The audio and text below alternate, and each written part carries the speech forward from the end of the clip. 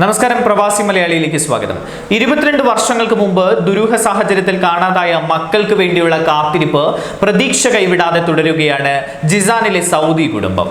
മുഫ്രഫ് അഹമ്മദ് യഹ്യ അൽവാനിയെയും സഹോദരൻ മുഹമ്മദിനെയും ജീവനോടെ വീണ്ടും കാണാൻ കഴിയുമെന്ന പ്രതീക്ഷയിലാണ് കുടുംബം.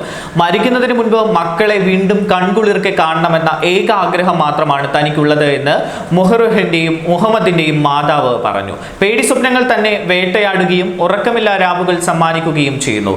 രണ്ടു മക്കളെയും സ്വപ്നങ്ങളിൽ കാണാത്ത ദിവസങ്ങളില്ല. ഏത് സമയത്തും മനസ്സ് നിറയെ മക്കളെ കുറിച്ചുള്ള ചിന്തയും ഓർമ്മകളുമാണ്.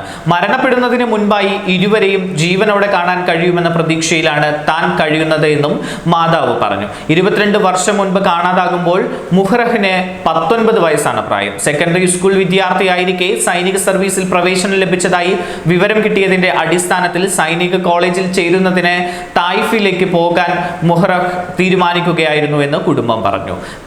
തായിഫിലേക്കുള്ള യാത്രയിൽ തന്നേക്കാൾ 1 വയസ്സ് കുറഞ്ഞ സഹോദരൻ മുഹമ്മദിനെ ഒപ്പം കൂട്ടുന്നതിന് മുഹറഹ് മാതാപിതാക്കളുടെ സമ്മതവും വാങ്ങി. മുഹമ്മദിന് തായിഫിൽ എന്തെങ്കിലും ജോലി തരപ്പെടുമോ എന്ന് അന്വേഷിക്കാമെന്ന് പറഞ്ഞാണ് ഇളയ സഹോദരനെയും മുഹറഹ് ഒപ്പം കൂട്ടിയത്. എലിമെന്ററി 4ാം ക്ലാസ് സർട്ടിഫിക്കറ്റ് നേടിയ മുഹമ്മദ് പിന്നീട് പഠനം നിർത്തുകയായിരുന്നു.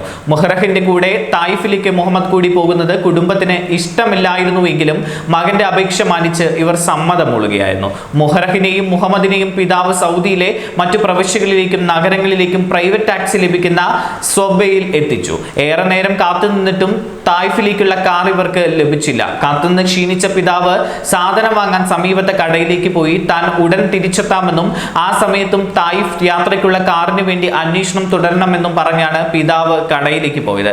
കടയിൽ നിന്നും തിരിച്ചെത്തിയ പിതാവിന് മക്കളെ കാണാനായില്ല. കാറിൽ ഇരുവരും തായിഫിലേക്ക് പുറപ്പെടുകയായിരുന്നു. അതല്ല, ഇരുവർക്കും വല്ല അപകടവും പിണയുകയായിരുന്നു എന്ന് കുടുംബത്തിന് ഇന്നുവരെ അറിയില്ല.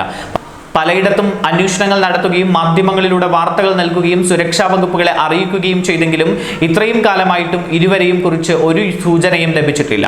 മക്കൾക്ക് വേണ്ടിയുള്ള അന്വേഷണം ഊർജിതമാക്കണമെന്ന് ആഭ്യന്തരമന്ത്രിയോടും സുരക്ഷാ വകുപ്പുകളോടും യുവാക്കളുടെ മാതാവ് അപേക്ഷിച്ചു. 22 വർഷം മുമ്പ് അപ്രത്യക്ഷരായ മക്കളെ കുറിച്ച് ഒരു വിവരവും ഇന്നുവരെ ലഭിച്ചിട്ടില്ല എന്ന കാര്യം ശ്രദ്ധയിൽപ്പെടുത്തിയും അന്വേഷണം ഊർജിതമാക്കാൻ അപേക്ഷിച്ചും ആഭ്യന്തരമന്ത്രിക്ക് നേരിട്ട് കത്തയച്ചിട്ടുണ്ട് എന്നും ഇവർ പറയുന്നു. ന്യൂസ് ഡെസ്ക്, പ്രവാസി മലയാളി.